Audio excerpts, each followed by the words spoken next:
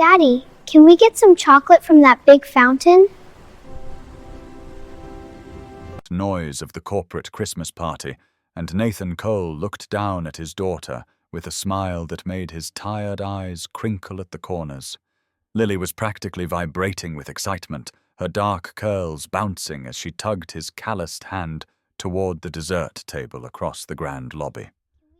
"In just a minute, sweetheart. Let me finish checking in first." "But the chocolate might disappear," Lily said, with the grave seriousness only a 7-year-old could muster. "Tommy Parker at school said chocolate fountains run out if you wait too long." Nathan chuckled softly.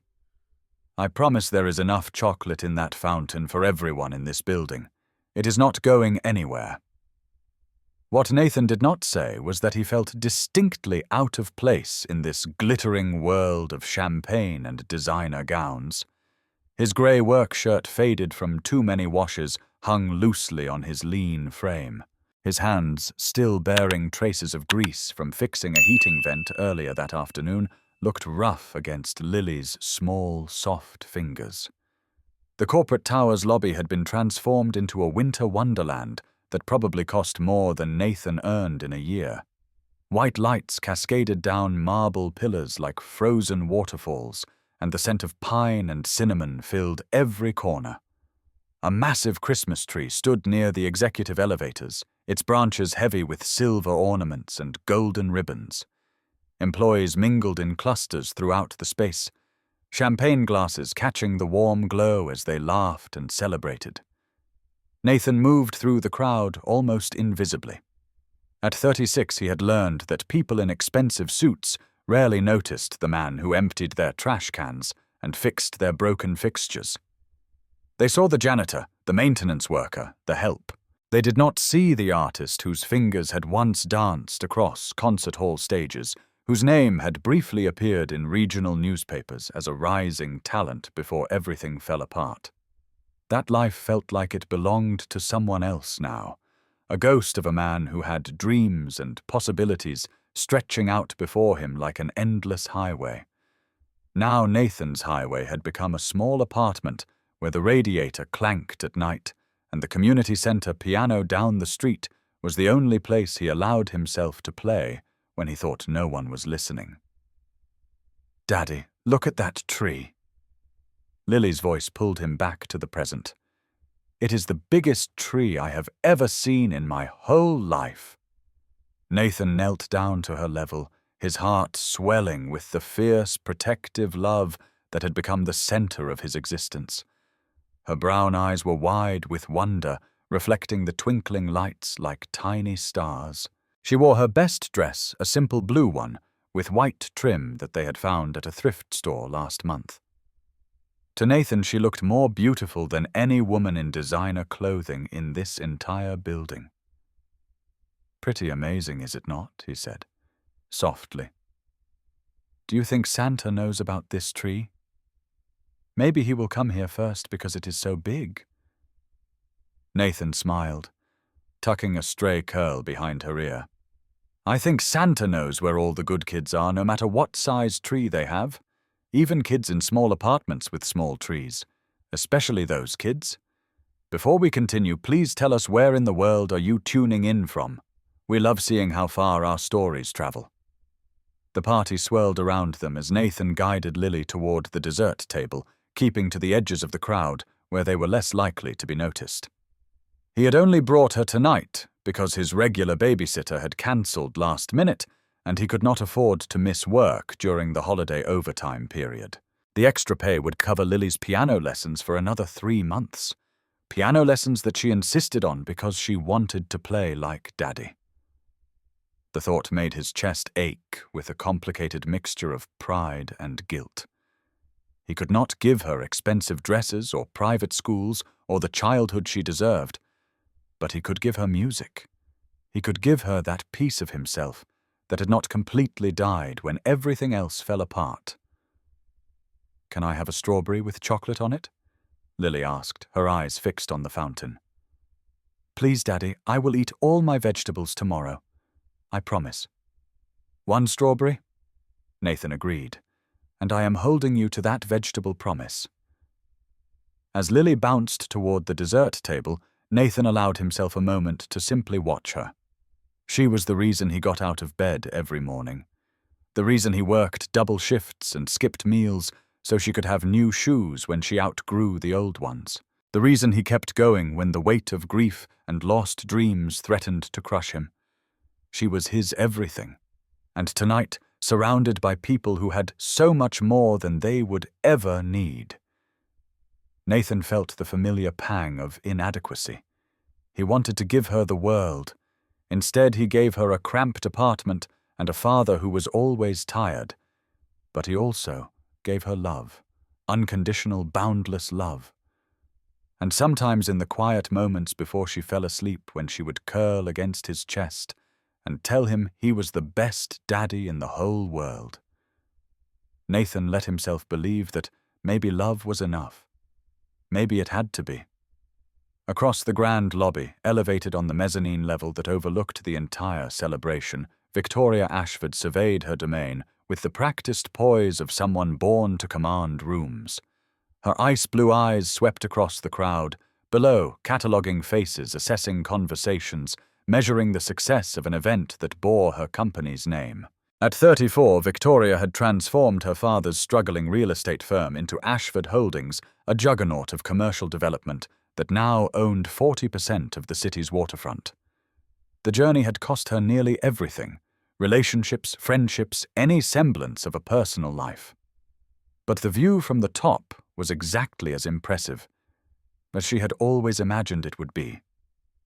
Her honey-blonde hair fell in soft waves past her shoulders, catching the warm light from the crystal chandeliers above. The crimson dress she wore was a deliberate choice, a bold V neckline and form-fitting silhouette that hugged every curve and demanded attention without apology. In a room full of safe black dresses and conservative navy suits, Victoria Ashford was impossible to miss. But it was her eyes that truly arrested people. Ice blue and calculating, they seemed to measure every person, every angle, every potential weakness or opportunity. Most found her intimidating.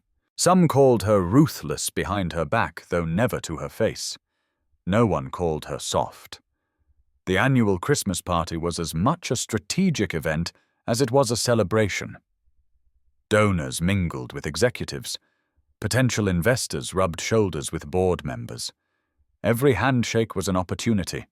Every conversation a chance to strengthen the empire she had built from her father's near-bankrupt foundation.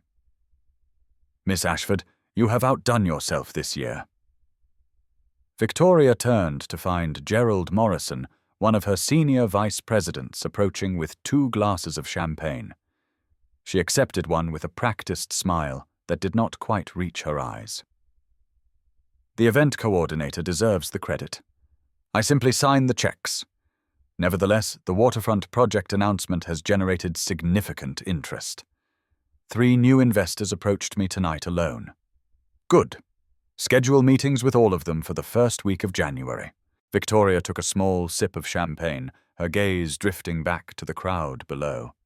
Somewhere in that sea of faces was Preston Hayes, her fiancé, though the word felt strange even in her own mind. He was probably networking building connections, playing the political games that came as naturally to him as breathing. Their engagement had been her father's idea, a strategic merger of 2 powerful families that would strengthen Ashford Holdings' position in the private equity market. Victoria had agreed because it made sense on paper and because she had stopped believing in fairy tales a long time ago. 16 years ago, to be exact. She had been 18 then, spending her summer at an elite music academy where her father had sent her to acquire culture and connections. She had arrived expecting boredom and obligation. Instead, she had found Daniel Mercer.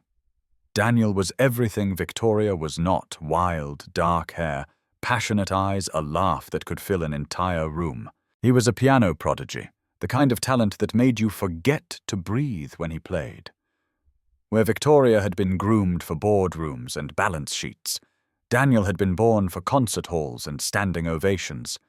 He had written her a song that summer, just for her. The memory surfaced unbidden, as it always did this time of year. Daniel's hands moving across the piano keys under a sky full of stars. The melody that seemed to reach inside her chest and touch something she did not know existed. His voice soft and earnest, telling her that the song held everything he felt but could not say. He called it Starlight Promise.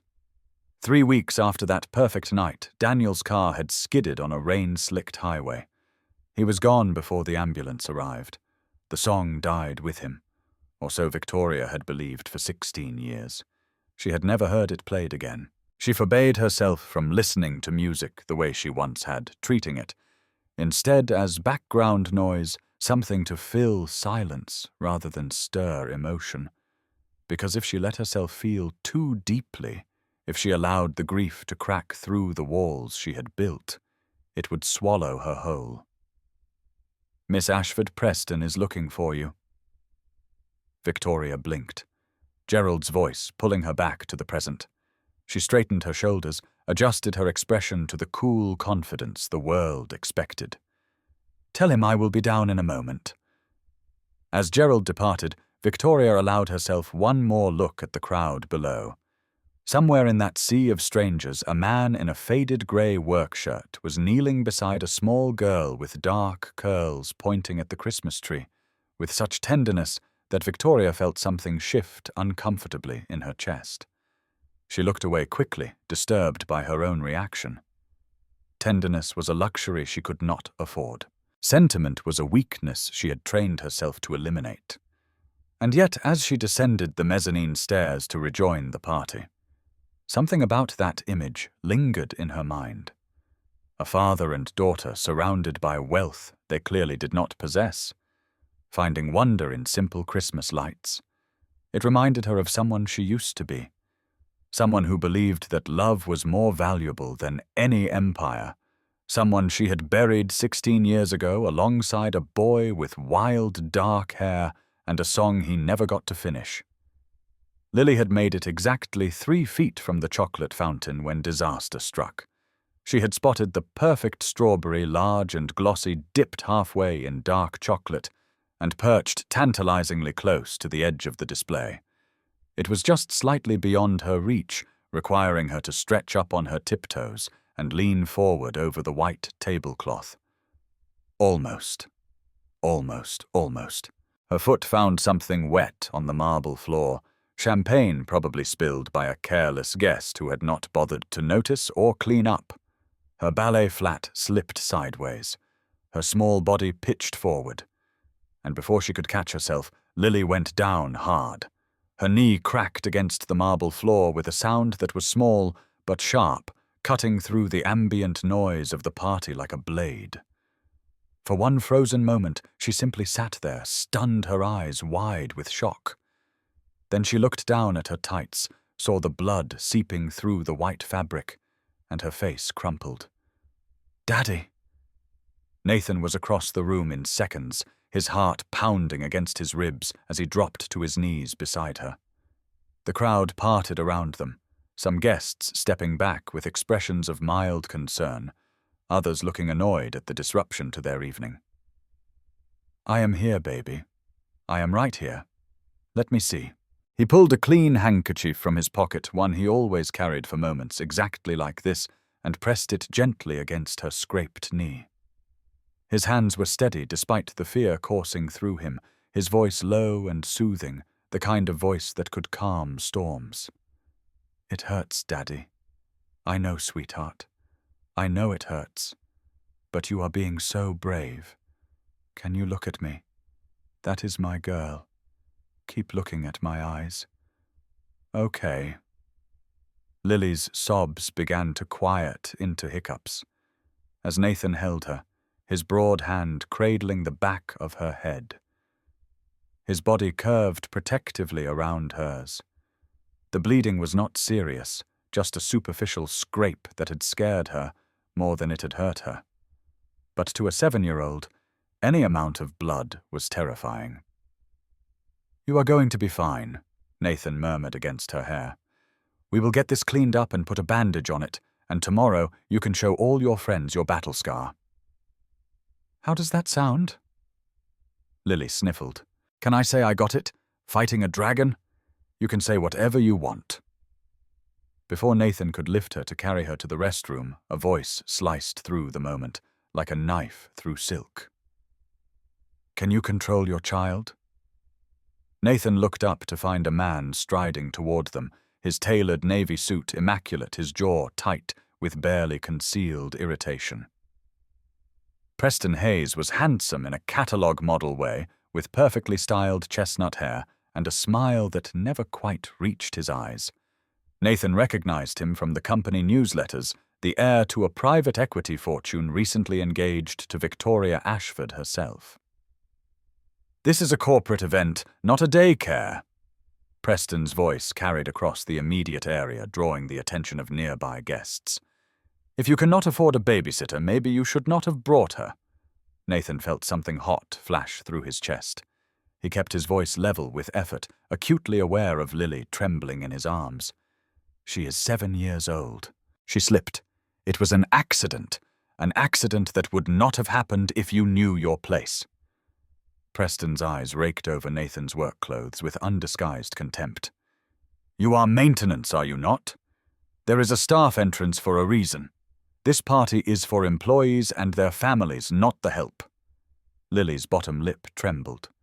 She pressed her face against Nathan's chest, and something inside him cracked. "I am an employee," Nathan said quietly. "And this is my family." He opened his mouth to say more, to defend his daughter, to tell this arrogant man exactly what he thought of people who looked down on others based on the clothes they wore. But before he could speak, another voice cut through the tension. "You do not have the authority to speak to my employees that way." Victoria Ashford descended the last few steps from the mezzanine with deliberate grace, each footfall measured and purposeful. Her crimson dress caught the light as she moved, and the crowd seemed to part before her like water before a ship's prow. When she reached them, her ice-blue eyes fixed on Preston with a coldness that could frost windows. The entire room had gone silent, everyone watching, sensing that something significant was unfolding. "Ingrid." Preston began. "Apologize." The word hung in the air between them. Victoria's expression did not waver, did not soften, did not offer any room for negotiation. "Now." Preston's face flushed crimson, a vein pulsing at his temple. For a moment it seemed like he might argue, might try to justify his cruelty, but something in Victoria's gaze must have warned him against it. "Sorry," he managed through clenched teeth. The word directed more at the floor than at Nathan or Lily. Victoria held his gaze for another long moment, letting the silence stretch until the apology felt as inadequate as it was. Then she turned to Nathan, and for just a moment her expression softened almost imperceptibly. She saw the way he held his daughter, the care in his touch, the protective fury barely restrained in the set of his shoulders. Something about the image triggered a feeling she could not name, a recognition that seemed to come from somewhere deep and long buried. "Take care of your daughter, Victoria," said gently. "The first aid kit is in the executive lounge, 5th floor. Take the private elevator." She gestured toward the brass doors behind the reception desk, her voice quiet enough that only Nathan could hear. "Thank you." Nathan managed his throat too tight for anything more. He gathered Lily into his arms and carried her toward the elevator, the crowd parting to let them pass. Behind him, he could hear the party slowly resuming conversations, picking up again, glasses clinking, the machinery of social interaction grinding back into motion. But he also heard Preston's voice, low and dangerous. "We will discuss this later, Ingrid." And Victoria's response, sharp as broken glass. "Yes, we will." By the time Nathan and Lily returned to the party an hour later, her knee properly bandaged and her spirits restored by hot chocolate and cookies, provided by a kind executive assistant named Margaret. The celebration had grown louder and more boisterous. The champagne was flowing freely now, and the careful corporate restraint of the early evening had given way to genuine holiday cheer. Someone had opened the piano. Nathan noticed it immediately the way he always noticed pianos in any room he entered. It was a vintage Steinway, grand, beautiful, and clearly expensive, usually sitting covered and silent in the corner like a piece of furniture rather than an instrument. Tonight the cover had been removed, and a small crowd had gathered around it. A tipsy accountant was seated at the bench playing 3 chords with more enthusiasm than skill, while his colleagues laughed and requested Christmas songs he clearly did not know how to play. "Daddy, look." Lily tugged Nathan toward the instrument, her earlier trauma apparently forgotten in the excitement of seeing a piano up close. "Can you play?" she asked, her eyes bright with hope. "Just one song so I can sleep. My knee still hurts a little, and music always makes the hurting go away." Nathan hesitated. His fingers twitched at his sides. Muscle memory responding to the sight of black and white keys even as his mind resisted. He had not played publicly in years. The accident, the one that had shattered more than just his wife's car, had broken something in his soul as well. It had made him afraid to touch the keys in front of anyone who might judge, who might remember what he used to be, who might see what he had become. "Please, Daddy." Lily's voice was soft, tired. "Just the sleepy song. The one Mommy used to like." Nathan's chest constricted. The sleepy song. That is what Lily called it, because he used to play it when she could not sleep. She did not know where it came from. She did not know that it was the only piece of original music he had ever written that still meant something to him. She did not know that it was connected to a boy who had died 16 years ago, and a secret Nathan had carried alone ever since. The memories came flooding back despite his efforts to hold them at bay. 16 years ago, Thornwood Summer Music Academy. The best summer of his life followed immediately by the worst week. He and Daniel Mercer had been roommates, best friends, brothers in everything but blood.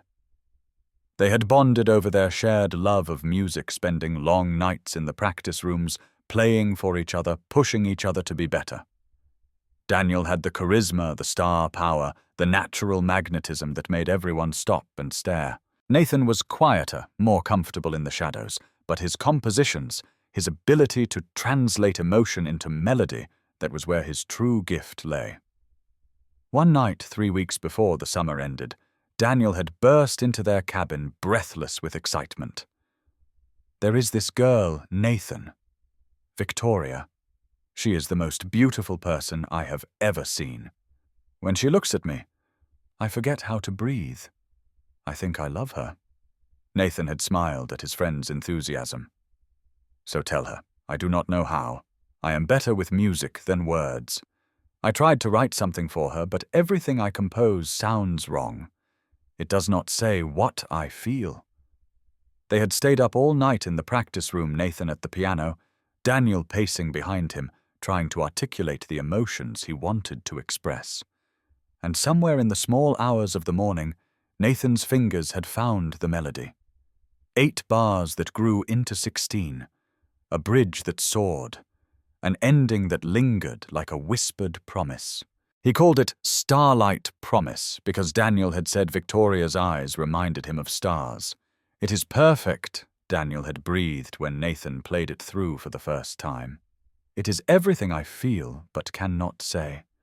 Nathan, you are a genius." "Play it for her," Nathan had said, sliding the sheet music across the piano. "Tell her it is from your heart." Daniel had hugged him so tightly that Nathan could barely breathe.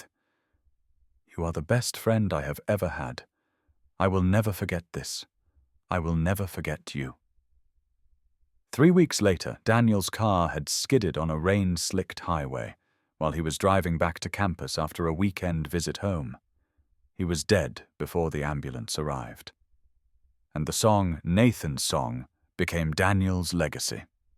The last beautiful thing he ever created, or so everyone believed. Nathan had considered telling the truth after the funeral. But what would have been the point? Daniel was gone. The song was the only piece of him Victoria had left. How could Nathan take that from her? So he had kept silent. Let the secret die with his best friend. Never played Starlight Promise again. Until tonight. Daddy Lily's voice pulled him back to the present. She was looking up at him with those brown eyes that were so much like her mother's, tired and hopeful and trusting. He looked at the piano, at the crowd of tipsy executives who had no idea that a janitor among them had once been called a prodigy, at the brass doors of the elevator where Victoria Ashford had shown him unexpected kindness. It was Christmas Eve. His daughter had been brave about her scraped knee. She was tired, and her knee still hurt, and she wanted the song that always made everything better. How could he say no? "Okay, baby," Nathan heard himself say. Just one song. He made his way through the crowd. Lily's hand in his, and the tipsy accountant at the piano looked up with surprise and relief. "All yours, buddy. I was just keeping the seat warm." Nathan sat down at the bench, his heart hammering against his ribs. The ivory keys gleamed in the light from the Christmas tree, familiar and terrifying all at once. His hands hovered over them, trembling slightly. Then Lily climbed up beside him, tucking herself against his side, her head resting against his arm. And somehow that small weight grounded him, reminded him of why he was here, why he did everything he did. For her. Always for her. Nathan's fingers found the keys, and Starlight Promise filled the grand lobby of Ashford Holdings for the first time in 16 years. The melody rose through the air like something alive, delicate and achingly beautiful. Nearby conversations faltered. Champagne glasses paused halfway to lips. One by one, heads turned toward the corner where a janitor in a faded work shirt was playing a vintage Steinway with the skill of a concert pianist. But Nathan did not notice the growing silence. He was lost in the music, in the memories, in the bittersweet beauty of a song he had written when he still believed in the power of love to transcend anything. Across the lobby, Victoria Ashford had been making polite conversation with a potential investor when the first notes reached her ears. She stopped mid-sentence. The champagne glass slipped from her fingers and shattered against the marble floor, but she did not notice, did not care. She knew this melody, every note, every phrase, every breath between the measures. It was the song Daniel had written for her, the song he had played under a sky full of stars, whispering that it held everything he felt but could not say. The song that had died with him on a rain-slicked highway 16 years ago. The song that had sustained her through the darkest moments of her grief. And now a janitor, a complete stranger, was playing it note for note. Victoria moved toward the piano, as if pulled by an invisible force, the crowd parting before her without question. Her hands were trembling.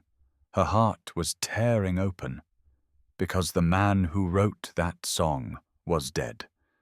So why could he play it? She reached the piano just as Nathan played the final notes. The melody lingered in the air for a moment, then faded into silence. The crowd burst into applause, but Victoria did not hear it. She was staring at the man on the piano bench, at his calloused hands, still resting on the keys, at his daughter, tucked sleepily against his side. Their eyes met. His were filled with years of hidden grief. Hers were filled with shock, confusion, and a desperate need to understand. The applause died away as people sensed that something profound was happening, something that went far beyond a janitor playing an unexpected, beautiful song. "Where did you learn that song?" Victoria's voice came out barely above a whisper, cracked and raw with emotion. Nathan's throat constricted. He saw the pain in her eyes, recognized it as the mirror of his own. After 16 years, the secret he had buried was clawing its way out of the grave. "It is a long story," he managed. "I have time." Victoria's voice broke. "That song, Daniel wrote it for me. And Daniel died 16 years ago." Lily had fallen asleep against Nathan's arm, her breathing soft and even. He looked down at his daughter, then back at the woman standing before him. The woman Daniel had loved. The woman Nathan had written a song for without ever meeting her. Daniel did not write it. Nathan whispered so quietly that only Victoria could hear. "I did." The words hung in the air between them like a held breath. Victoria's face went white, and the world, as both of them had known it, began to shift on its axis. "We need to talk." Victoria's voice was steady despite the earthquake happening inside her chest. She glanced around at the curious faces watching them, at the whispers already beginning to spread through the crowd. "Not here," she added. "Follow me." Nathan looked down at Lily, who was still sleeping peacefully against his arm, her small chest rising and falling with each breath. He gathered her carefully, cradling her against his shoulder, and stood. Victoria led him through the lobby, past the staring executives and the murmuring guests toward the private elevator she had mentioned earlier. She pressed her palm against the scanner, and the brass doors slid open silently.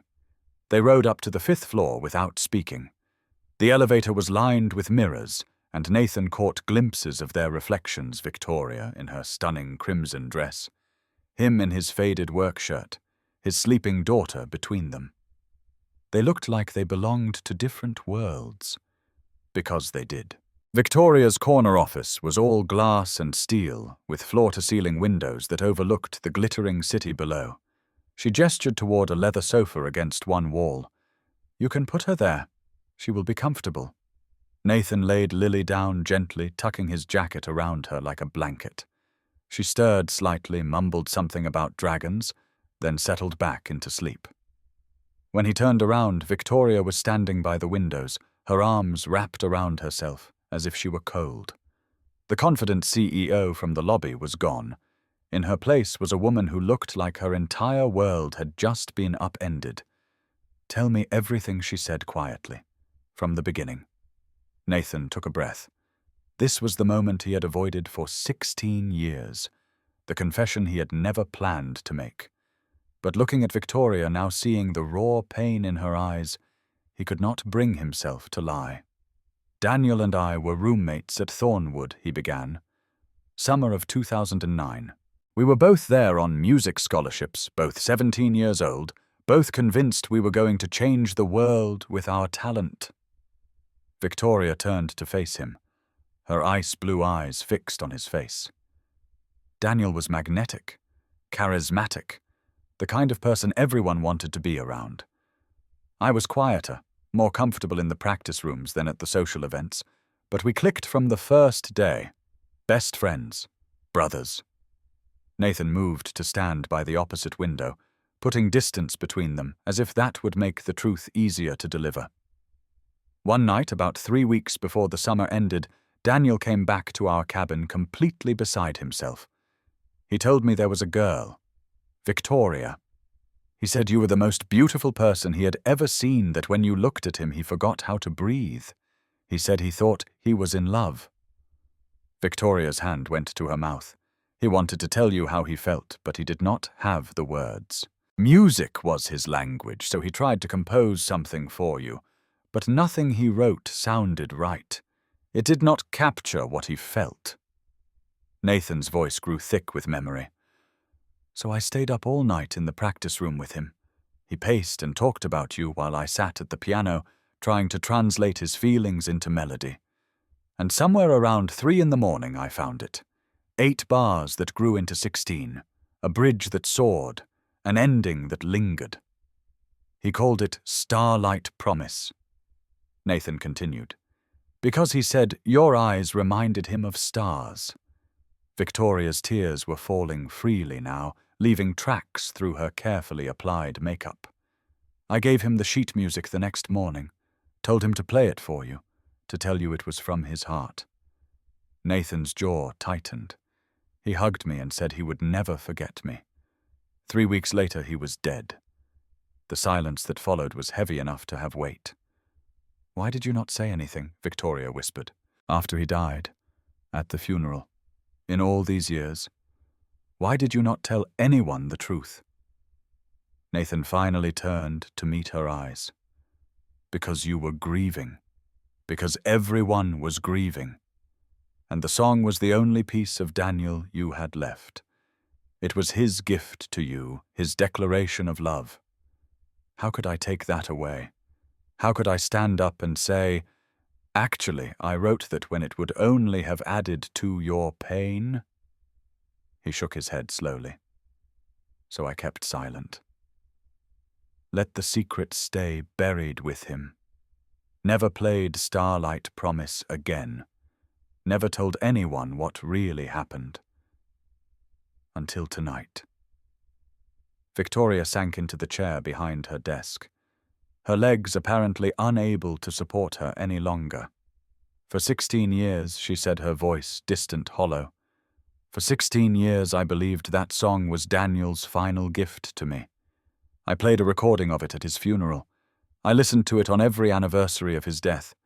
It was the only thing that got me through the first year of grief." Nathan said nothing. There was nothing to say. "I built walls around myself because of that song," Victoria continued. "I told myself that if Daniel could love me, that purely, that beautifully, then I did not need to let anyone else in.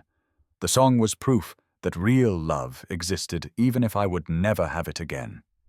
She looked up at Nathan, her expression somewhere between devastation and wonder. "And now you are telling me that the song that sustained me for 16 years was not from Daniel at all. It was from a stranger, a man I have never met." Nathan's throat was so tight he could barely speak. "I am sorry," he managed. "I never meant to cause you more pain. I never meant for any of this to happen." Victoria was quiet for a long moment.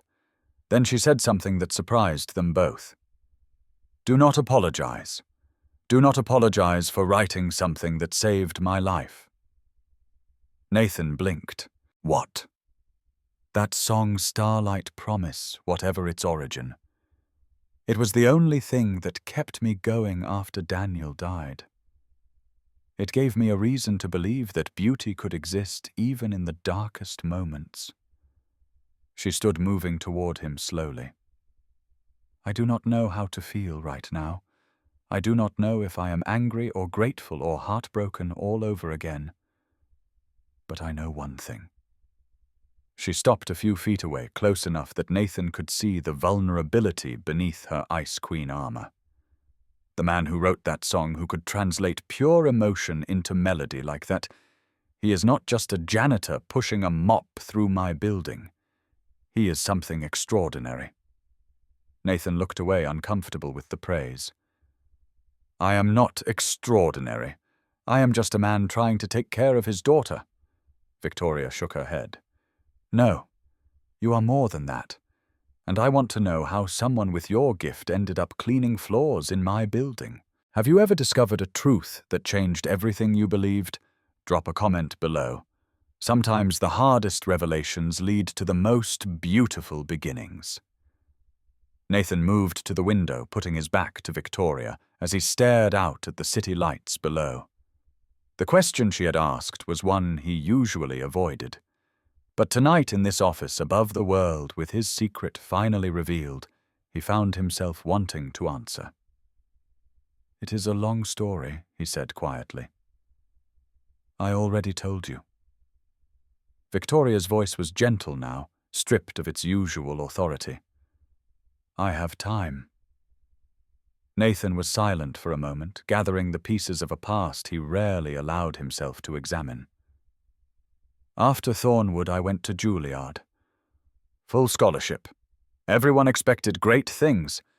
My professors said I had the potential to be one of the greats, that I could play at Carnegie Hall by 30. He laughed bitterly. I believed them. I was young and arrogant enough to think the world owed me something because I could make people cry with a piano. What happened? I met Claire. Nathan's voice softened around his wife's name the way it always did. She was a nursing student at Columbia. We bumped into each other at a coffee shop near campus, literally bumped into each other. I spilled my coffee all over her textbooks, spent the next 2 hours apologizing and buying her replacements. Victoria found herself smiling despite the heaviness of the moment. She was nothing like the women I was supposed to date. Nathan continued. The music world was full of socialites and patrons who saw performers as accessories.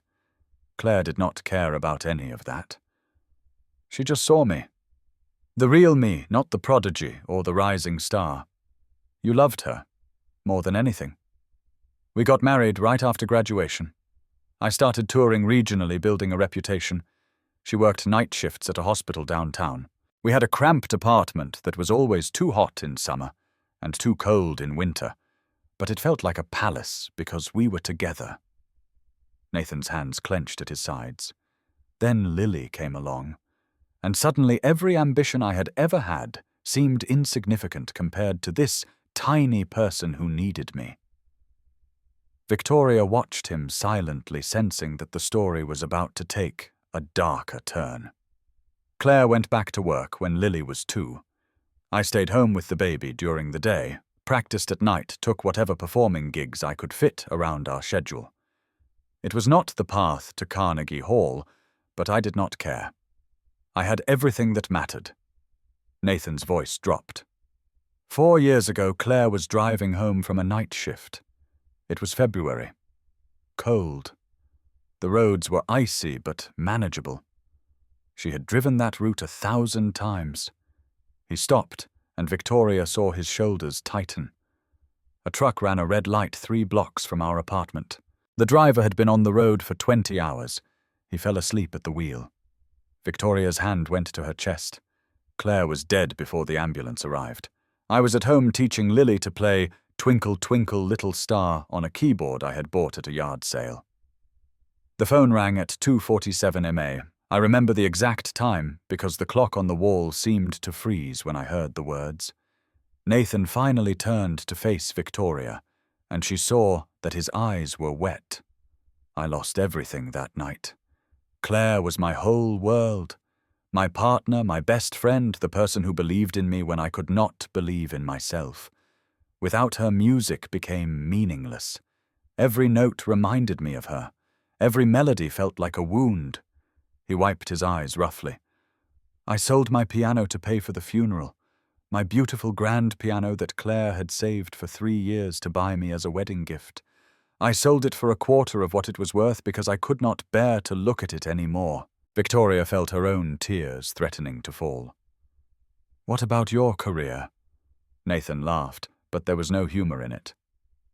What career I stopped performing. Stopped composing. Stopped everything except surviving.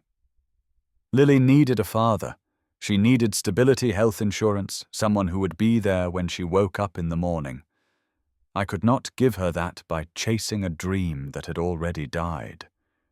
He gestured at his faded work shirt. So I took the first job I could find that offered regular hours and benefits. Janitorial work at Ashford Holdings. I have been pushing a mop through your building for 3.5 years. The irony of it twisted his lips into a bitter smile. I spend my days fixing things for people who have more than they will ever need while my own life stays broken. But I show up every day because that is what fathers do. That is what Claire would have wanted me to do. On the couch, Lily stirred in her sleep. Both adults froze, watching her. She mumbled something about chocolate fountains, then settled back into stillness. She does not know about any of this, Nathan said softly. She knows her mummy died. She knows Daddy used to play piano professionally. But she does not know about the selling of the piano, the grief, the despair. I have tried to shield her from the worst of it. He looked at Victoria, his expression raw and unguarded. She is the reason I am still standing. Every time I want to give up, every time the weight of everything gets too heavy, I look at her face and remember that I have to keep going. She is counting on me. Victoria stood and walked slowly toward him. Your wife sounds like she was an incredible woman. She was. She would have liked you, actually. She always said she could tell when someone was wearing armor. She would have seen right through yours. Victoria stopped a foot away from him. I am sorry, she said, for everything you have been through, for every assumption I might have made about the man in the work shirt who cleans my building. I should have known better. Nathan shook his head. You could not have known. That is the whole point. People see what they expect to see. A janitor. A CEO. We put each other in boxes because it is easier than seeing the whole complicated truth. A soft voice interrupted them. Daddy. They both turned. Lily was sitting up on the couch, rubbing her eyes with small fists. Are you telling your sad story again? Nathan went to her, immediately kneeling beside the couch. How do you know about my sad story? I hear you sometimes, Lily said with the matter-of-fact honesty of childhood. At night, when you think I am sleeping. You talk to Mummy's picture and sometimes you cry. Nathan's throat closed up completely. But it is okay, Daddy. Lily reached out and patted his cheek. Mummy would want you to share it. She always said sad stories need to breathe too. Remember, if you keep them locked up inside, they turn into monsters.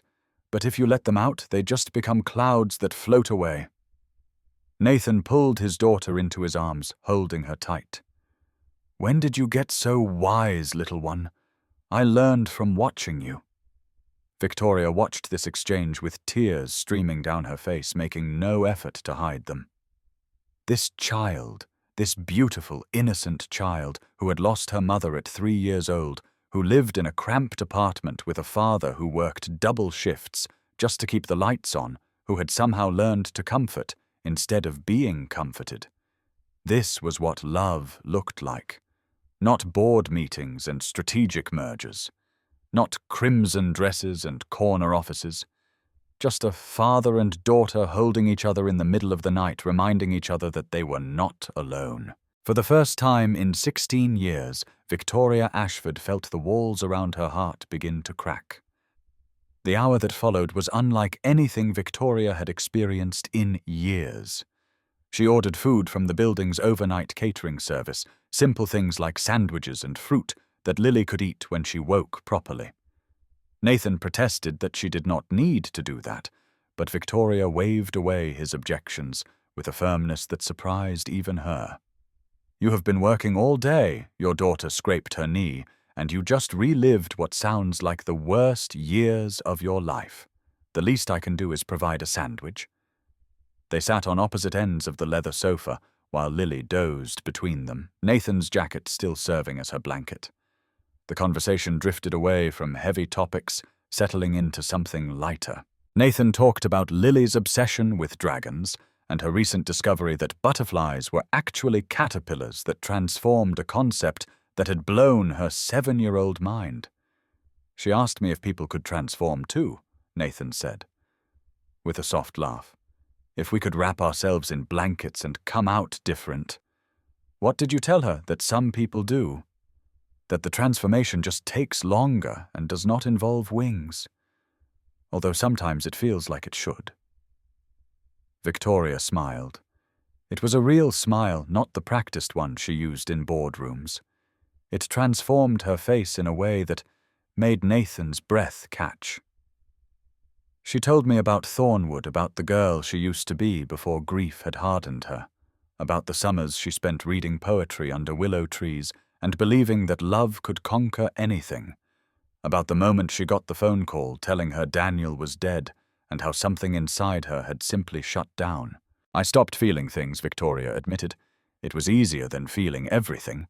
So I buried myself in work, built this empire as armor against the world, agreed to marry a man I do not love because my father said it was strategic. She looked at Nathan, vulnerability flickering in her ice-blue eyes. I have spent 16 years making decisions based on logic and advantage. Not once in all that time did I choose something just because I wanted it. Not once did I let myself want anything at all. Nathan was quiet for a moment. That sounds exhausting. It is. Victoria's laugh was brittle. I am so tired, Nathan. Tired of being the Ice Queen. Tired of measuring every conversation for potential weakness. Tired of waking up every morning and putting on armor before I have even had coffee. Then stop. The words hung in the air between them. It is not that simple, Victoria said. Is it not? Nathan leaned forward slightly. I used to think grief was this monster that would swallow me whole if I let my guard down for even a second. So I kept running, kept working, kept pushing forward because stopping meant falling apart. He gestured at Lily, still sleeping peacefully between them. But then I realized something. You cannot outrun grief. You cannot work hard enough to make it disappear. The only way past it is through it. You have to let yourself feel even when it hurts, especially when it hurts. Victoria's eyes were glistening. What if I have forgotten how? You have not. You just buried it deep. Nathan's voice was gentle. I saw you tonight when you stood up to Preston. When you defended me and Lily without even knowing who we were. That was not strategy. That was instinct. That was the person you really are trying to break through the armor. Victoria was silent for a long moment, processing his words. How did you do it? She asked finally. How did you survive losing Claire? I did not at first. Nathan's voice was rough with honesty. For months after she died, I was just going through the motions. Wake up, take care of Lily, go to work, come home, repeat. I was not living. I was just existing. What changed? One night, about 6 months after the accident, Lily could not sleep. She was having nightmares about monsters under her bed. I was so exhausted, so empty that I almost told her to just deal with it. Almost turned over and went back to sleep. He shook his head slowly. But I did not. I got up. I went to her room. I held her while she cried, and then I made up a story about a brave princess who fought dragons with a magical sword made of starlight. Nathan's eyes grew distant with memory. She fell asleep in my arms with a smile on her face. And in that moment I realized something. I could not save Claire. I could not bring her back. But I could be there for Lily. I could be the father she needed even if I was broken. Even if I was barely holding together. He looked at Victoria. That is what kept me going. Not some grand revelation or miraculous healing, just showing up, every single day choosing to be present for someone who needed me. Lily stirred at that moment, her eyes fluttering open. Daddy, is it morning? Not yet, sweetheart. Go back to sleep. But Lily had noticed Victoria watching her with an expression that was hard to read. Miss Victoria, are you okay?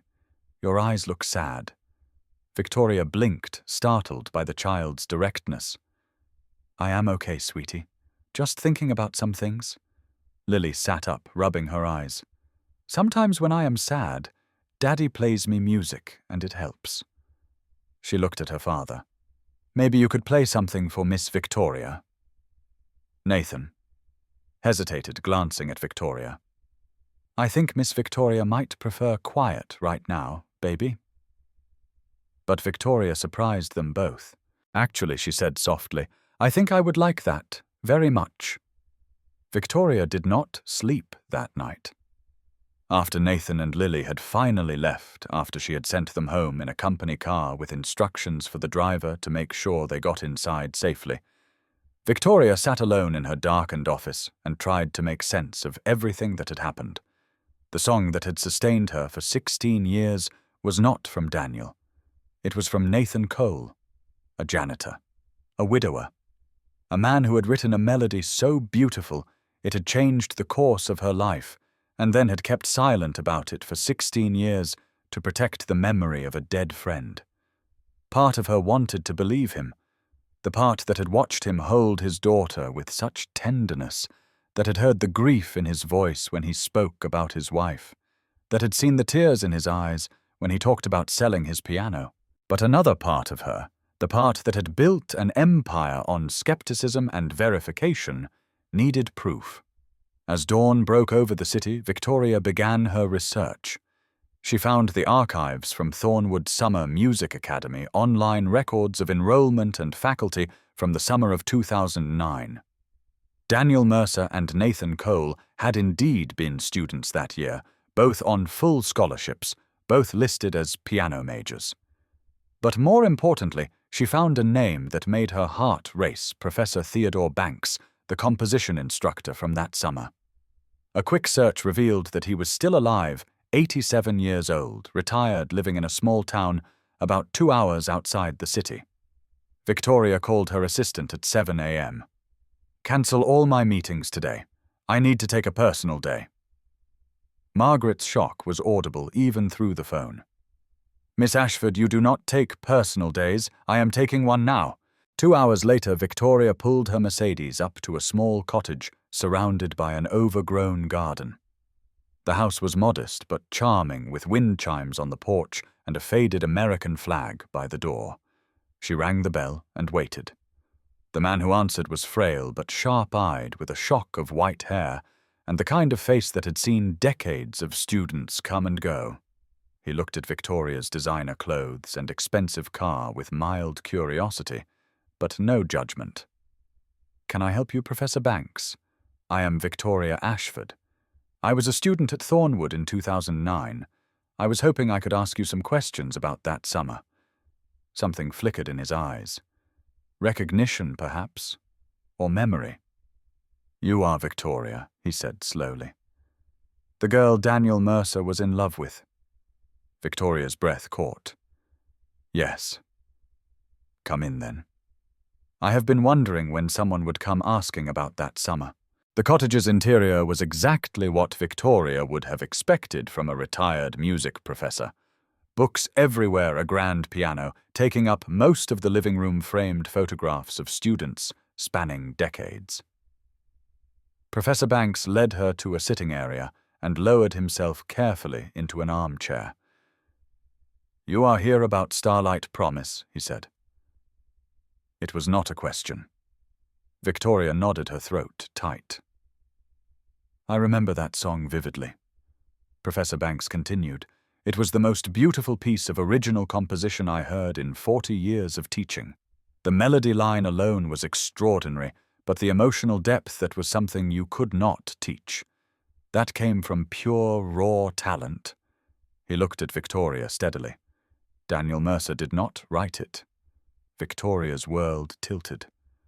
"I know," she whispered. Professor Banks nodded slowly. "Daniel was a wonderful performer, charismatic, passionate, gifted at interpretation, but composition was never his strength. He struggled in my class all summer, could not seem to translate his emotions into original work." He rose creakily and moved to an old filing cabinet in the corner. "But Nathan Cole, now there was a composer. Quiet boy, always in the shadows, but when he sat down at the piano to play his own work, everyone stopped breathing." The professor pulled out a worn folder and brought it back to Victoria. "I kept the best student compositions from each year.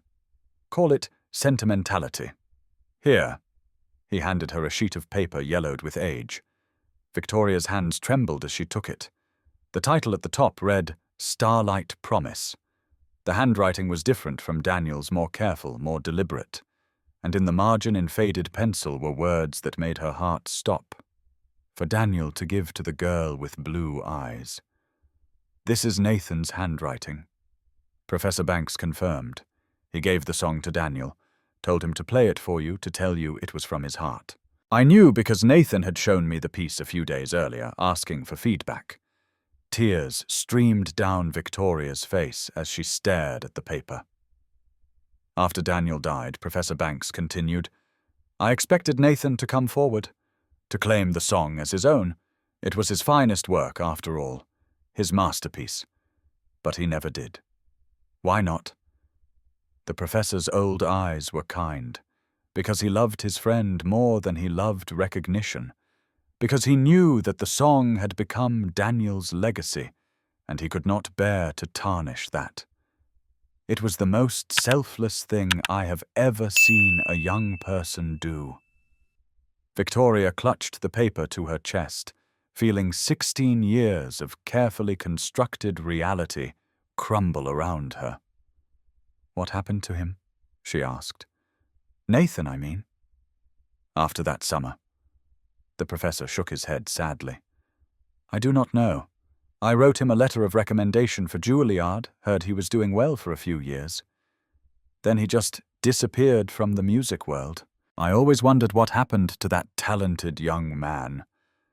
Victoria thought about Nathan in his faded work shirt, pushing a mop through the building she owned. I think she said slowly that life happened, the way it always does. She stayed for another hour looking at photographs from that summer, hearing stories about Daniel and Nathan and the friendship that had produced something beautiful. When she finally left, Professor Banks pressed the original sheet music into her hands. Take it, he said.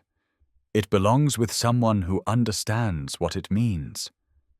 As Victoria drove back to the city, the paper on the seat beside her, she thought about everything she had learned.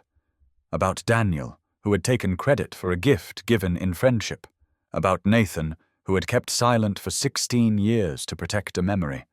About herself, who had built an empire on the foundation of a lie she had not known was a lie. The truth was undeniable now, and she had no idea what to do with it. Victoria arrived back at her apartment to find Preston waiting.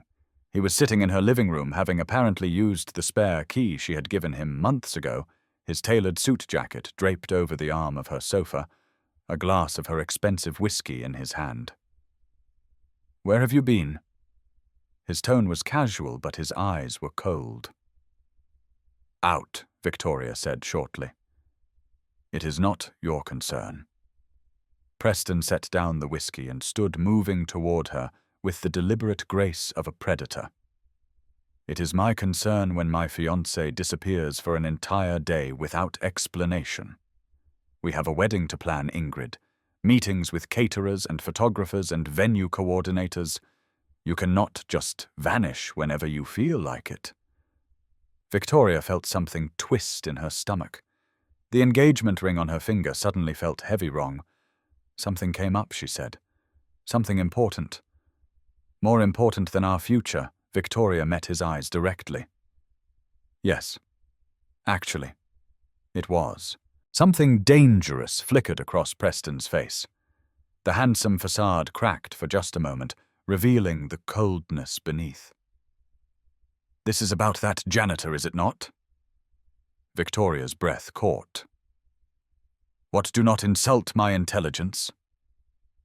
Preston's voice was quiet, controlled, infinitely more threatening than shouting would have been. I have sources everywhere in that building. I know you spent hours alone with him in your office last night. I know you sent him home in a company car. I know you took a personal day today, which you have never done in your entire career. He stepped closer, close enough that Victoria could smell the whiskey on his breath. So I will ask again. What exactly is going on with you and the maintenance worker? Victoria's chin lifted. His name is Nathan Cole, and what happened between us is none of your business. Everything about you is my business. Preston's mask slipped further, revealing something ugly beneath. We are engaged. Our wedding is in 5 weeks. Do you have any idea what it would do to my reputation, to our family's reputations, if people found out my fiancé was carrying on with the help I am not carrying on with anyone? Victoria's voice was ice. Nathan is a person, a talented, extraordinary person who has been through more pain than you could possibly imagine, and I will not apologize for treating him with basic human decency. Basic human decency. Preston laughed, but there was no humor in it. You defended him in public. You humiliated me in front of the entire company. for a janitor and his brat daughter." The word brat ignited something in Victoria. "Get out! Excuse me, get out of my apartment, now!" Preston's expression shifted. The anger was still there, but calculation was creeping in alongside it. "Think very carefully about what you are doing, Ingrid," he said softly. "This merger our engagement. It is not just about us. Your father has invested everything in this union. The board expects it. Investors are counting on the stability it represents." He picked up his jacket, sliding it on with deliberate slowness. "If you back out now, there will be consequences. I have connections, information leverage. Your father and I have spent months positioning this merger for maximum impact." His smile was cold. "You will walk down that aisle, Ingrid, or you will lose everything." He left without another word, the door clicking shut behind him with a sound of finality. Victoria stood alone in her apartment, her heart pounding, her hands shaking with a combination of rage and fear. Preston was right about one thing. Backing out of this engagement would have consequences. Her father would be furious. The board might question her judgment. The carefully constructed image she had built over 16 years could crumble. But standing there in the silence of her empty apartment, Victoria realized something. For the first time in 16 years, she wanted something for herself. Not for the company, not for her father, not for strategic advantage or shareholder value. She wanted to know Nathan Cole. She wanted to understand the man who had written a song so beautiful it had changed her life. She wanted to see where this unexpected connection might lead. It was terrifying. It went against everything she had been taught about power and control and never showing weakness. But it was also the most alive she had felt since a boy with wild, dark hair had played her a song under the stars. Victoria took off her engagement ring and set it on the counter. Then she picked up her phone and found Nathan's employee file. Saturday afternoon found Victoria driving through a part of the city she had never visited before. The neighborhood was modest older buildings, with faded paint and small yards, a far cry from the gleaming towers and manicured parks of her usual world. But there was something charming about it too, something lived in and real that her penthouse apartment had never possessed. She had found Nathan's address in his employee file, but when she reached his building, the elderly woman watering plants on the stoop told her he was not home. "Try the community center." 2 blocks over, the woman said, studying Victoria's expensive clothes with curious but not unfriendly eyes. "He teaches piano there on Saturdays." Victoria thanked her and walked, leaving her Mercedes parked on the street like a beacon from another world. The community center was a small building with peeling paint and a basketball court out front where teenagers were playing a noisy game. But through the open windows, Victoria could hear something beautiful, the sound of a piano, played with skill and passion that seemed impossible in such humble surroundings. She entered quietly, following the music down a narrow hallway to a room at the back. What she found there made her stop in the doorway, tears unexpectedly stinging her eyes. Nathan sat at an old upright piano surrounded by 5 children of varying ages. He was teaching them basic scales, his hands demonstrating the finger positions, while his voice offered patient encouragement. "Good, Marcus. Now try it again a little slower this time. Remember, it is not about speed. It is about feeling each note." A boy of about 10, gangly and uncertain, tried the scale again. This time the notes came out cleaner, more deliberate. "That is it," Nathan said, and the smile on his face was the most beautiful thing Victoria had ever seen. "That is exactly it. Did you feel the difference?" The boy nodded, grinning with pride. In the front row of the small audience of parents and siblings, Lily sat watching her father with adoration in her eyes. She wore a dress that was clearly second-hand, but clean and neat, her dark curls pulled back with a ribbon that did not quite match. Victoria watched from the doorway as Nathan moved from student to student, offering praise and gentle corrections treating each child's effort as worthy of respect, regardless of skill level. He was not just teaching them to play piano, he was teaching them that their voices mattered, that making music was within their reach. This was what he had given up. Concert halls and standing ovations replaced by a run-down community center and children who would never have afforded lessons any other way. And he seemed genuinely happy. The lesson ended with each child playing something they had learned from a simple 5-note melody to a recognizable rendition of a pop song. Parents applauded, children beamed, and Nathan stood to the side, his pride in their accomplishments evident in every line of his face. As the families filed out, Lily spotted Victoria in the doorway. "Miss Victoria." She ran over with the boundless energy of childhood. "Did you come to hear Daddy teach?" "I did," Victoria said, kneeling down to the girl's level. "He is very good at it, is he not?" "He is the best teacher in the whole world," Lily said with absolute conviction. "He says everyone can learn music if someone believes in them enough." Nathan had noticed Victoria now. He approached slowly, surprise and something else, maybe hope, flickering in his eyes. "Miss Ashford, I did not expect to see you here." Victoria straightened, suddenly conscious of how out of place she looked in her designer clothes. "I hope I am not intruding. I just needed to see you." She reached into her bag and pulled out the sheet of paper she had carried with her since leaving Professor Banks' cottage. "I found him," she said quietly. "Professor Banks. He gave me this." Nathan took the paper and his face went pale when he recognized his own handwriting. The original, he breathed. Victoria nodded. "He told me everything. About how you wrote it. About how you gave it to Daniel. About how you kept silent for 16 years because you did not want to tarnish his memory."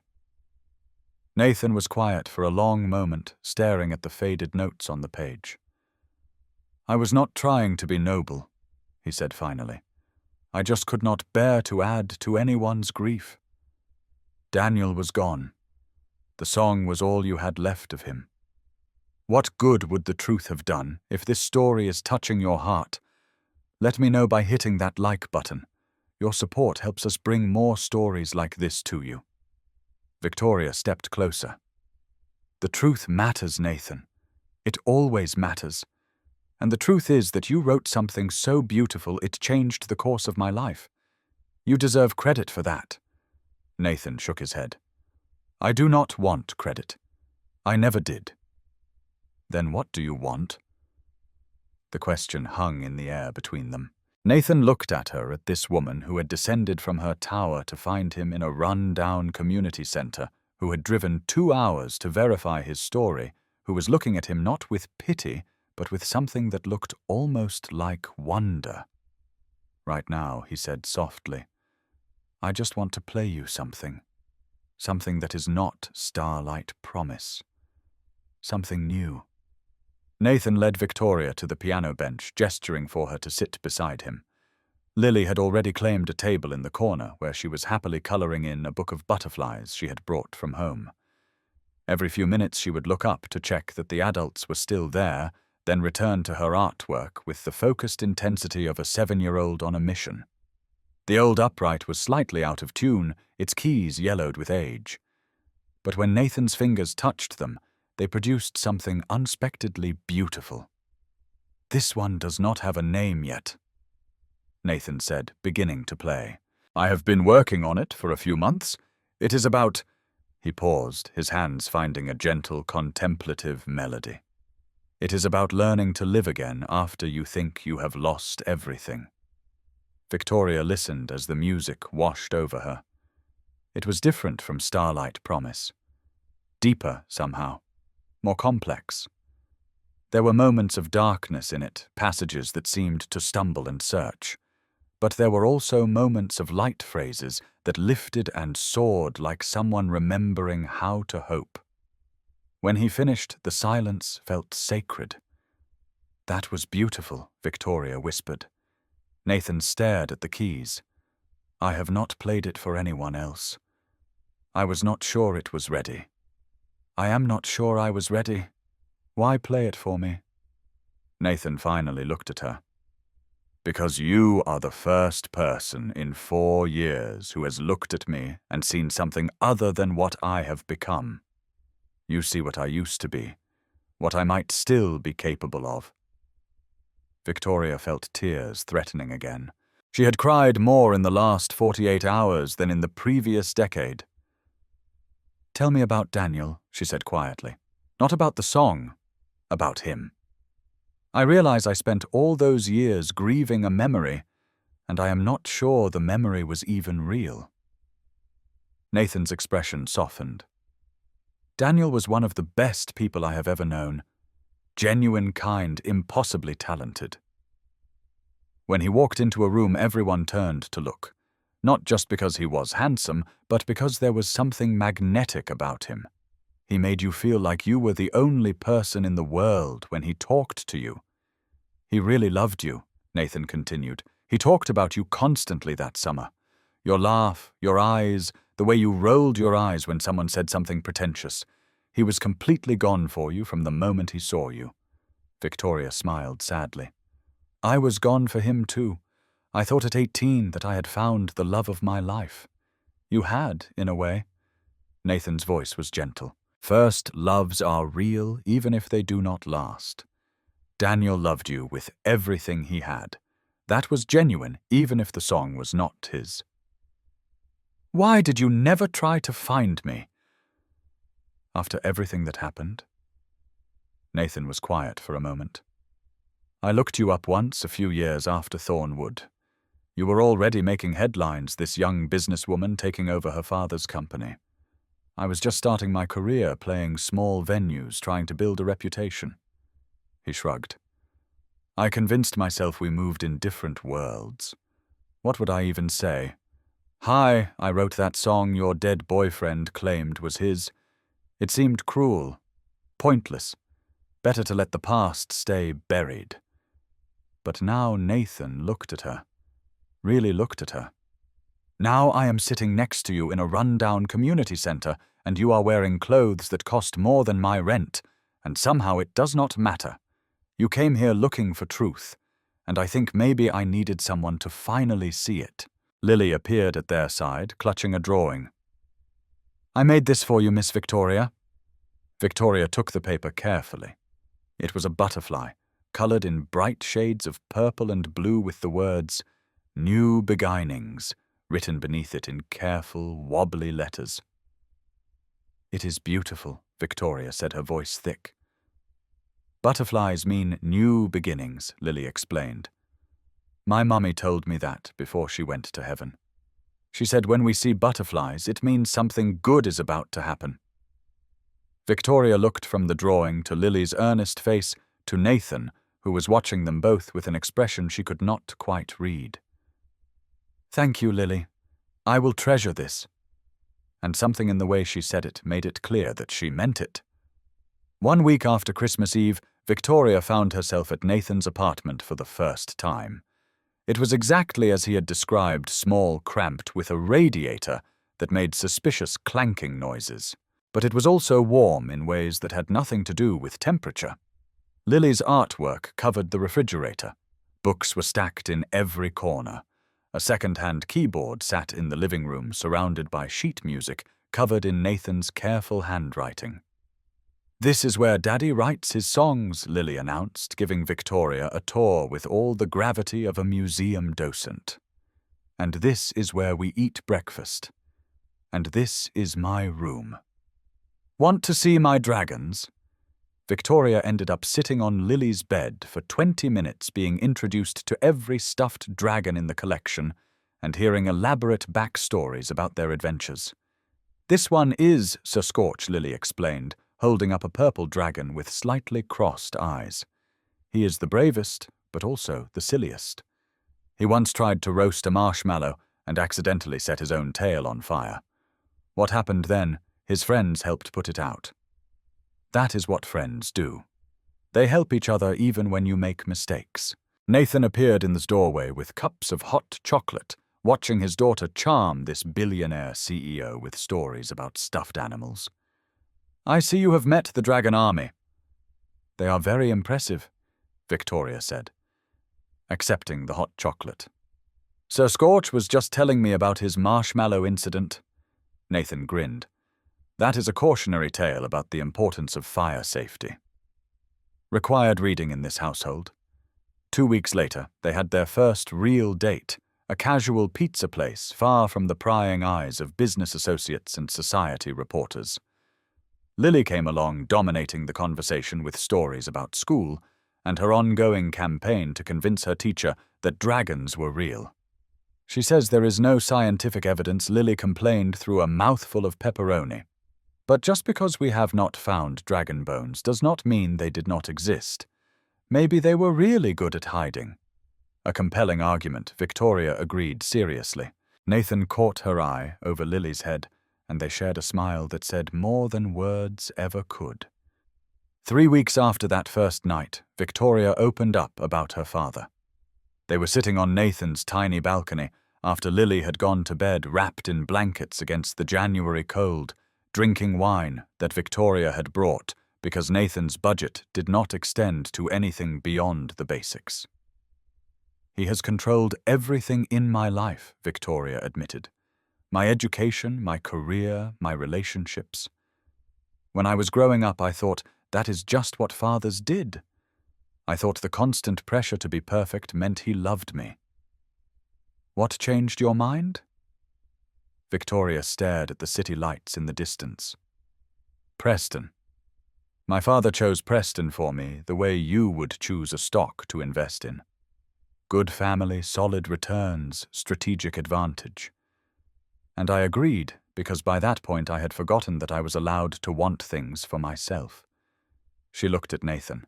"You are the first thing I have wanted just for me, not for the company, not for my father, just because being with you makes me feel like the person I was before everything got so complicated."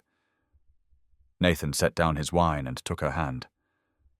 "I am scared, too," he admitted. "I have nothing to offer someone like you. No money, no status, no fancy apartment. I am a janitor who plays piano in community centers and can barely afford to buy his daughter new shoes." Victoria squeezed his hand. "You have everything that matters. Kindness, talent, the ability to love someone so completely that you would give up your dreams for them. That is worth more than any fortune." They sat in silence for a while, hands intertwined, watching their breath make clouds in the cold air. "I am not going to marry Preston," Victoria said finally. "I know. I do not know what happens next. My father will be furious. The board might question my judgment. Everything I have built could be at risk." Nathan turned to face her. "Whatever happens, you will not face it alone. I know I cannot fix anything or fight your battles for you, but I can be here. I can listen. I can remind you that you are more than your company or your family name or any of the roles other people have assigned you." Victoria leaned into him, resting her head on his shoulder. "For the first time in my life," she whispered, "I am choosing. Not calculating or strategizing, just choosing." She looked up at him. "I choose you. Whatever comes next, I choose you." It was Lily who truly sealed the bond.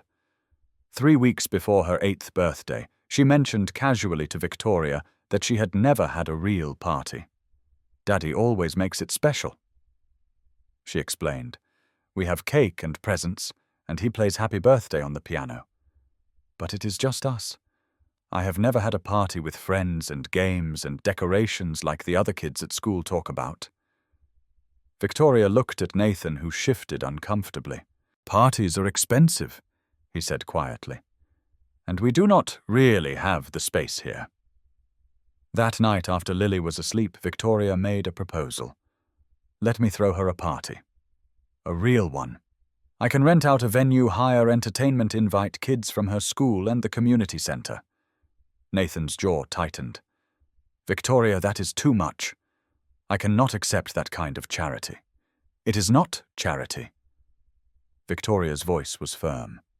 It is me wanting to do something nice for a little girl I have come to care about. There is a difference. She reached for his hand. I know you are proud. I know you have worked hard to provide for her on your own, but letting someone help you is not weakness. It is trust. Nathan was quiet for a long moment. She has never had other kids at a birthday party, he finally admitted. She has never complained, but I know she notices. The other kids talk about their parties, and she just listens. His voice cracked. I wanted to give her everything. But sometimes everything just means keeping the lights on and food in the refrigerator. Victoria squeezed his hand. Then let me give her this one thing.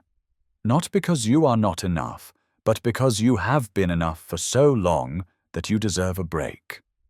The party was held at a children's museum, a venue Victoria knew from charity events, but had never actually spent time in. 23 children attended, kids from Lily's school and the community center piano classes, filling the space with laughter and chaos. There were games and face painting and a magician who made balloon animals. There was a cake shaped like a dragon, complete with edible flames. There was a pile of presents that made Lily's eyes go wide with disbelief. But what Victoria remembered most from that day was watching Nathan. He was in his element, kneeling down to tie shoes and mediate disputes over who got the last cupcake. He played piano for the kids when they gathered for the birthday song, turning the simple melody into something that made the children dance. He held Lily on his shoulders when she could not see the magician over the crowd. And through it all, he kept looking at Victoria with an expression that made her heart ache. Later that night, after all the guests had gone, and Lily had fallen asleep clutching her new dragon toy, Nathan found Victoria sitting alone in the museum's empty party room. Thank you, he said quietly, sitting beside her. I have never seen her that happy. She deserved it. Nathan was quiet for a moment. Can I tell you something? Anything. When Claire died, I promised myself I would be enough. That Lily would never feel like she was missing out on anything because she only had one parent. I have spent 4 years trying to prove that I did not need anyone's help. He looked at Victoria. But watching you today, seeing how happy you made her, I realized something. Being enough does not mean doing everything alone. It means being willing to let people in when they want to help. Victoria felt tears slipping down her cheeks. She is amazing, Nathan. You have done an incredible job with her. She is the best thing I have ever done. Nathan agreed. But you have made her life better just by being in it. That means more to me than you could possibly know. That night, as Victoria drove back to her apartment, she passed the community center where Nathan taught. The lights were off the building, dark and silent, but in her mind she could still hear the music. Richard Ashford summoned his daughter to his office on a Tuesday morning. The corner office at Ashford Holdings had been his domain for 30 years, decorated with the trophies of his success awards and photographs and expensive artwork that spoke to his wealth and influence. He sat behind his massive desk like a king on a throne, studying Victoria with the cold calculation she had grown up learning to fear. Close the door. Victoria complied, taking a seat across from him without being invited. I have heard disturbing rumors, Richard began, about you and a maintenance worker in this building. Victoria kept her expression neutral. His name is Nathan Cole. I do not care what his name is. Richard's voice was sharp. I care that my daughter, the CEO of a company worth billions, is apparently carrying on some kind of relationship with a man who cleans toilets for a living. He is a musician, Victoria said quietly. A brilliant one. He teaches piano to underprivileged children. He is raising his daughter alone after losing his wife. He is one of the best people I have ever met. Richard's laugh was cold. A musician. Wonderful. Does this musician know about the Ashford fortune?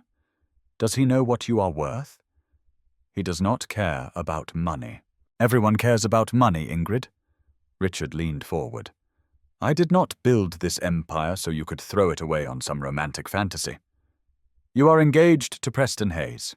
The wedding is in 3 weeks. Everything has been arranged. Victoria met her father's eyes directly. I am not marrying Preston. The silence that followed was deafening. Excuse me, you heard me. Victoria's voice was steady, despite her pounding heart.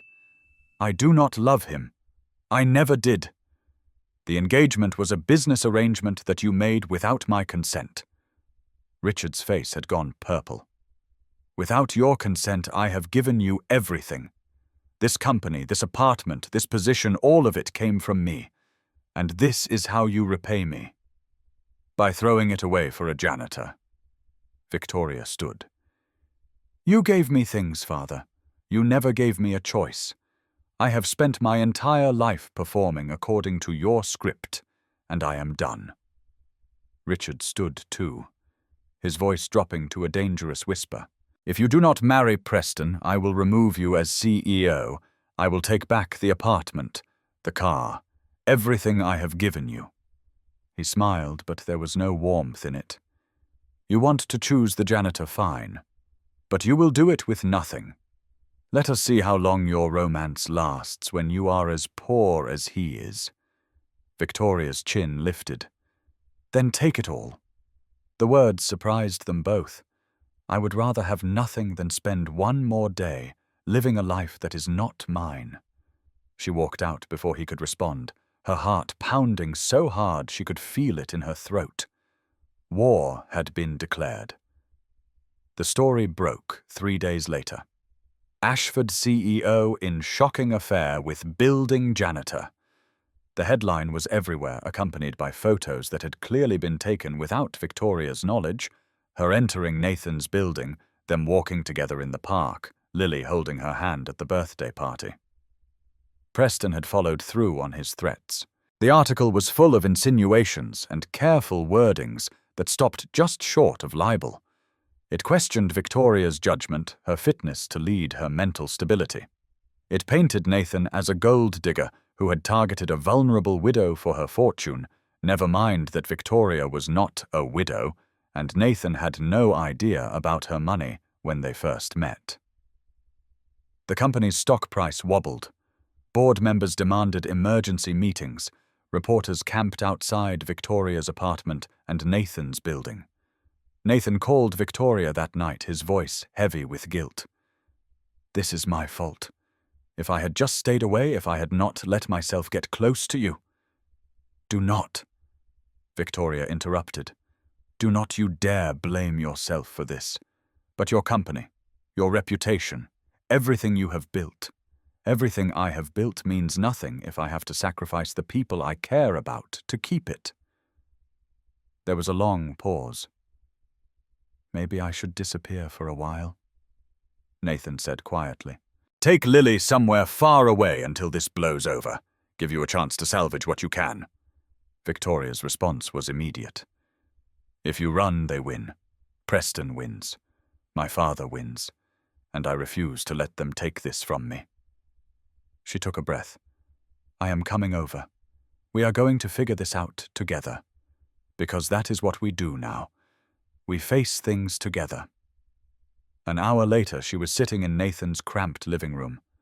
Lily asleep in the next room, maps of the battle ahead spread between them. I have proof, Victoria said. Professor Banks gave me the original sheet music. Your handwriting dated before Daniel's death. It proves you wrote Starlight Promise. Nathan's brow furrowed. How does that help? Victoria smiled, and for the first time in days it reached her eyes. Because it changes the story. Right now, the narrative is powerful. CEO loses her mind over janitor. But what if the narrative becomes something else entirely? She leaned forward. What if it is a story about a long-lost composer reunited with the woman who inspired his masterpiece? A story about artistic integrity and true love triumphing over corporate manipulation. Nathan stared at her. You want to go public. With everything. I want to tell the truth. Victoria's voice was firm. About the song about us, about what Preston and my father have done. Let people decide for themselves who the real villains are. Nathan was quiet for a long moment. If we do this, there is no going back. Every detail of my life, Claire Lilly the piano, all of it will be public knowledge, I know. And I will not ask you to do it if you are not ready. This is your decision as much as mine. Nathan looked toward Lily's room, where his daughter slept peacefully, unaware of the storm raging around them. 4 years ago, I learned what it meant to lose everything he said quietly. I thought I would never recover. I thought I would spend the rest of my life just surviving. He looked at Victoria. But then you appeared in my life, and suddenly I started dreaming again. Started hoping for things I had given up on. His jaw tightened with determination. I am not going to let fear steal that from me. Not from us. He reached for her hand. Let us tell the truth. All of it.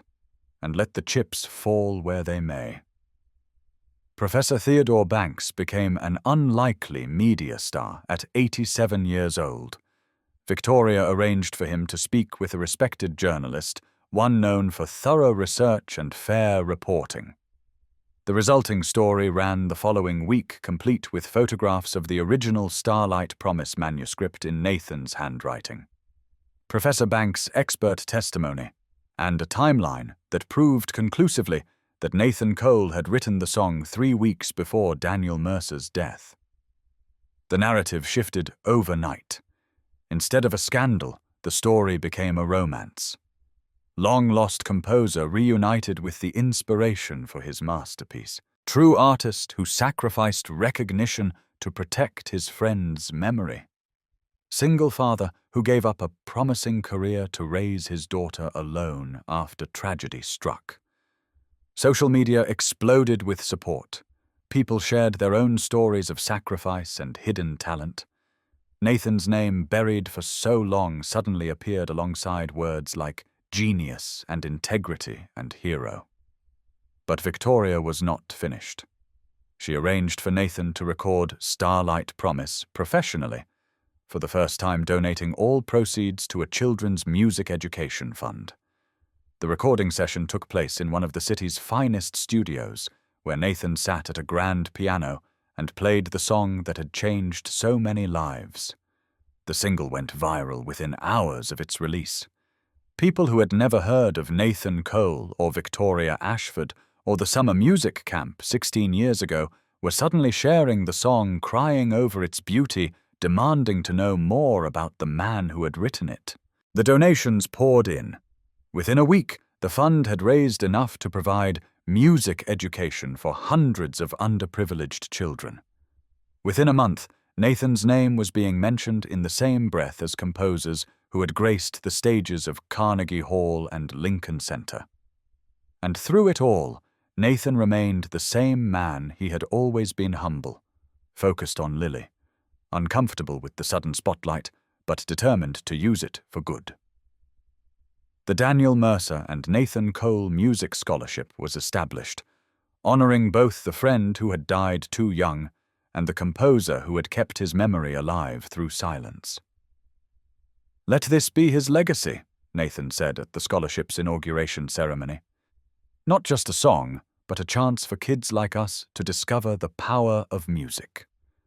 Victoria watched from the audience, tears streaming down her face, and knew that she had made the right choice.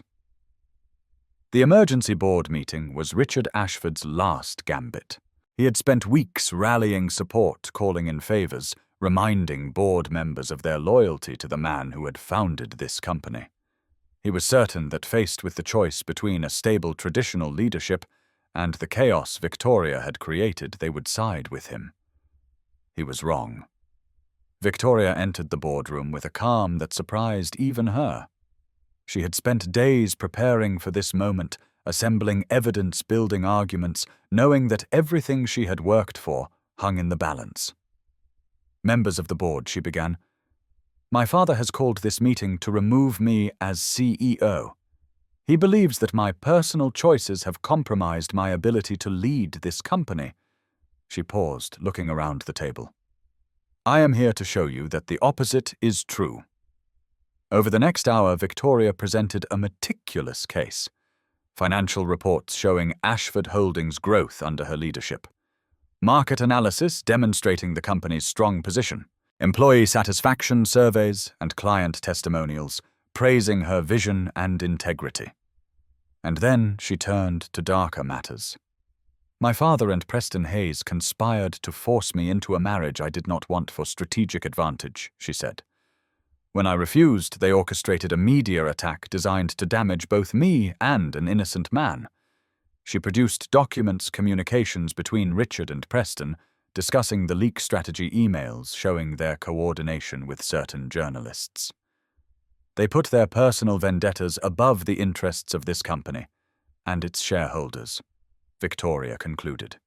They manipulated the press to attack the CEO of Ashford Holdings, causing our stock price to drop and our reputation to suffer.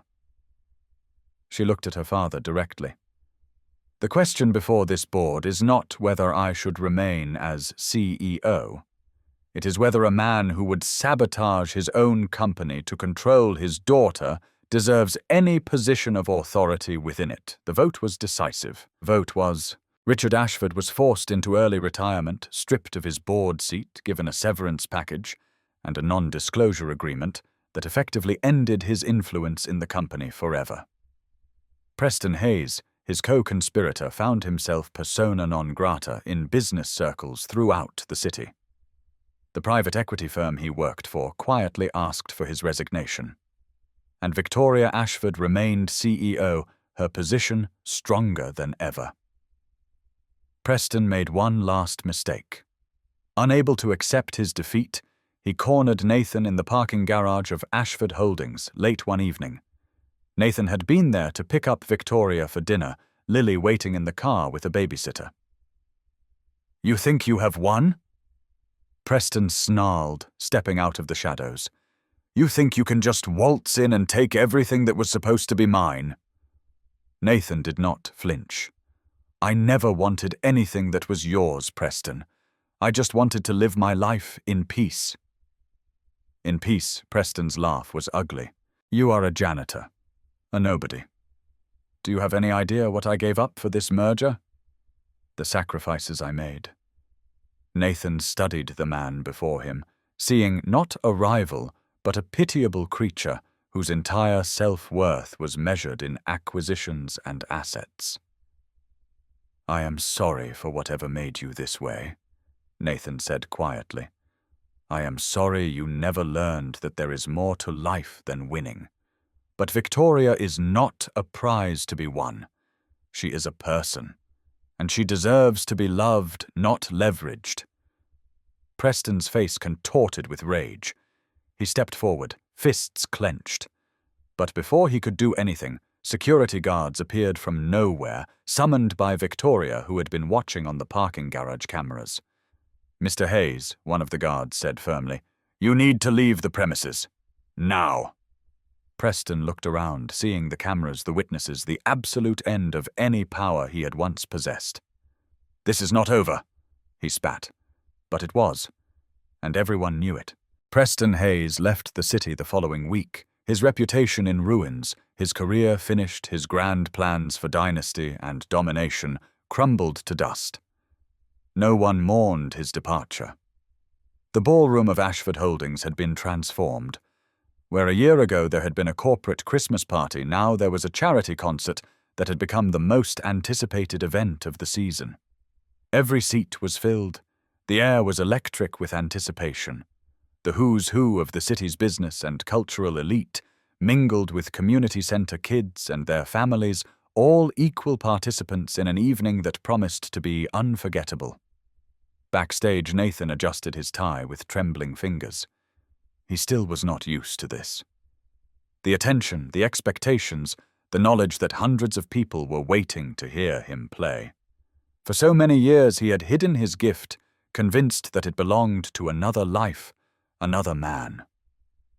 But tonight was different.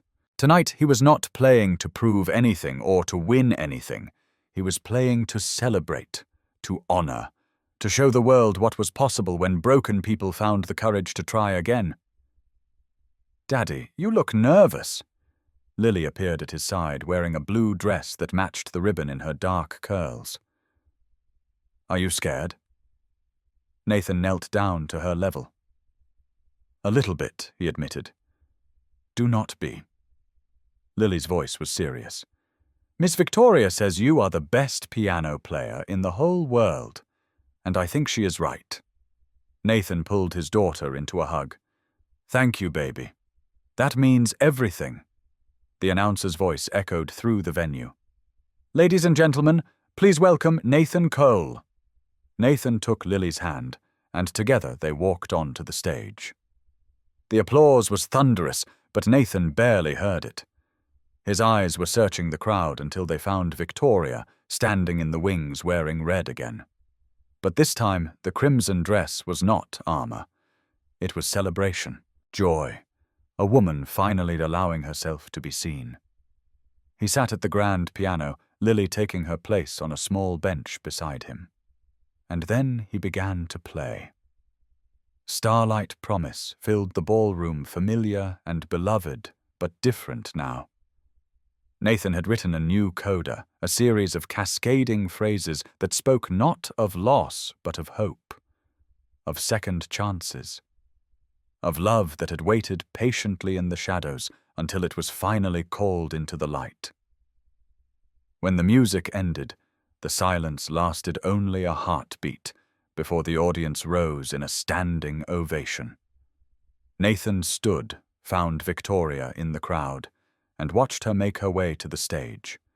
She climbed the steps and took his hand in front of everyone, tears streaming down her face. "That melody saved me twice," she said loud enough for the microphone to catch. "The first time it gave me a reason to keep going after Daniel died. The second time it led me to you." Nathan smiled, and it transformed his entire face. "Then I would say it was worth every note." Lily tugged on Victoria's hand. "Can we get hot chocolate now? The kind with the marshmallows?" The entire audience laughed, and as the three of them walked off the stage together, Nathan Victoria and Lily the melody still seemed to linger in the air. A promise kept, a circle completed, a family found. 2 years had passed since the Christmas Eve that changed everything. Spring had arrived in full force, cherry blossoms drifting like pink snow through the city park, where Nathan and Victoria often brought Lily to play. On this particular afternoon, the three of them were enjoying a picnic while Lily chased butterflies through the grass. Nathan had been carrying the ring for 3 weeks, waiting for the perfect moment. But first, he had someone else's permission to ask. "Lily, can you come here for a second?" His daughter ran over, breathless and grinning, a dandelion clutched in her small fist. "I found a wish flower," she announced. "You are supposed to blow on it and make a wish." Nathan sat her down on the picnic blanket. "Before you make your wish, I need to ask you something important." Lily's expression grew serious, sensing the gravity of the moment. "If I asked Miss Victoria to marry me," Nathan said slowly, "would that be okay with you?" Lily's eyes went wide. "Like marry, like she would live with us forever?" "Exactly like that." Lily was quiet for a moment, her small face scrunched in thought. "Would she read me bedtime stories?" "I think she would love that." "Would she come to my piano recitals?" "She would not miss them for the world." "Would she be my mom?" Nathan's heart clenched. "She would be your stepmom. But we could figure out together what you want to call her, whatever feels right." Lily considered this. "Can I still talk to Mommy in heaven always, baby? Victoria is not here to replace your mommy. She is here to add more love to our family. There is always room for more love." Lily nodded slowly. "Then yes," she declared. But you have to ask her really nice, and maybe play her the song. Girls like when you play them songs. Nathan laughed, pulling his daughter into a hug. When did you get so wise? I learned from watching you, Daddy. An hour later, with Lily stationed as lookout, Nathan led Victoria to a quieter part of the park, where a young pianist was playing by the fountain. He had arranged for the musician to be there, part of his carefully orchestrated plan. Nathan, what is going on? He took both her hands in his. 2 years ago, I was a broken man who had given up on dreams, on music, on the possibility of ever being happy again. I had nothing to offer anyone. I was just surviving. Victoria's eyes were already glistening. Then you appeared in my life and everything changed. You saw things in me I had forgotten existed. You helped me find my music again. You loved my daughter like she was your own. You fought for us when anyone else would have walked away. Nathan reached into his pocket and pulled out a small velvet box. Victoria Ashford. I still do not have much. I am still not sure I deserve someone as extraordinary as you, but I know that I love you with everything I have, and I know that if you will let me, I will spend the rest of my life trying to be worthy of that love. He opened the box, revealing a simple but elegant ring. Will you marry me? Victoria was crying openly now, tears streaming down her face without shame. Yes, she whispered. Yes, 1,000 times, yes. Nathan slid the ring onto her finger with trembling hands.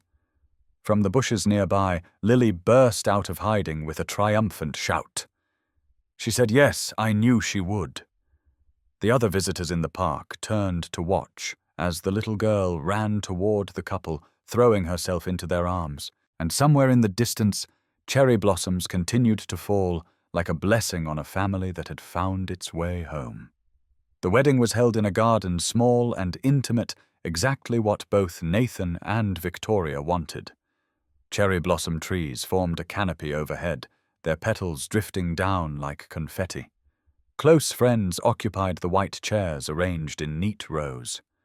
Professor Theodore Banks sat in the front row, tears streaming down his weathered face, as he watched the young man he had believed in so many years ago finally receive the happiness he deserved. Lily was the flower girl, taking her job with the utmost seriousness. She walked down the aisle, scattering rose petals with careful precision, her dark curls crowned with a wreath of spring flowers. Nathan waited at the altar, his heart pounding so hard he could feel it in his throat. And then Victoria appeared. She wore white, simple and elegant, nothing like the corporate armor she had once used to face the world. Her honey-blonde hair fell in soft waves around her shoulders. Her ice-blue eyes, once so guarded, now shone with open joy. She was the most beautiful thing Nathan had ever seen. When she reached him, he took her hands, and the minister began the ceremony. But Nathan barely heard the words. He was lost in Victoria's eyes, in the impossibility of this moment, in the gratitude that threatened to overwhelm him. The vows they had written themselves. Victoria Nathan began, his voice thick with emotion. You taught me that broken pieces can become something beautiful. You showed me that letting people in is not weakness but strength. You gave me back my music and my hope. I promise to keep playing even when it is hard. To keep showing up even when I am scared. To love you and Lily with everything I have for all the days we are given. Victoria squeezed his hands. Nathan, you showed me that the most extraordinary people are often the ones everyone else overlooks. You taught me to feel again, to choose for myself, to believe that love could be real and not just strategic. I promise to choose you every single day, to be present for Lily, for you, for the family we are building together, to never hide behind armor again. The minister smiled. By the power vested in me, I now pronounce you husband and wife. You may kiss your bride. Nathan pulled Victoria close, and kissed her as the small gathering erupted in applause. Lily pushed between them, demanding to be included. "Does this mean I can call you Mom now?" Victoria knelt down, gathering the girl into her arms. "If you want to, sweetheart. I would be honored." Lily grinned. "Then you are Mom now. And Daddy is Dad. And we are a real family." Nathan pulled both of them into his arms, holding them close. "We were always a real family," he said. "We just made it official." That night, in their new home, a house they had chosen together with a garden for Lily and a music room for Nathan. The family gathered in the living room. "Play something," Victoria asked, curling up on the sofa with Lily already drowsing against her shoulder. "Something new, something that is just ours." Nathan sat at the piano, his fingers hovering over the keys.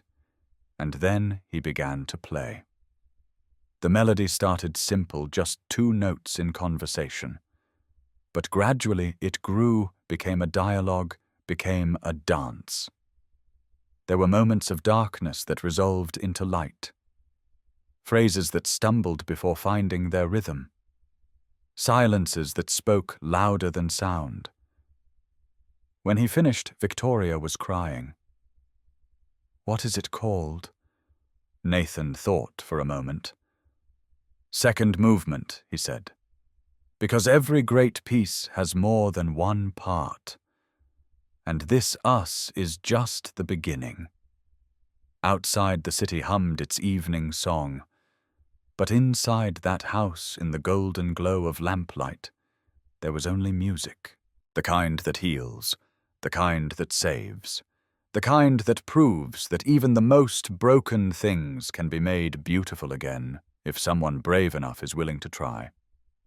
Friends, if this story touched your heart, if it reminded you that second chances exist and that love can find us in the most unexpected places, please do not just watch and walk away. Hit that subscribe button and join our channel for more heartwarming stories. Share this with someone who needs to remember that the most beautiful music sometimes comes from the most broken hearts. Drop a comment telling us your favorite part. And if this story made you smile or cry or believe in love again, hit that like button so we know you want more stories just like this one. Thank you for watching, and remember, it is never too late for your own starlight promise.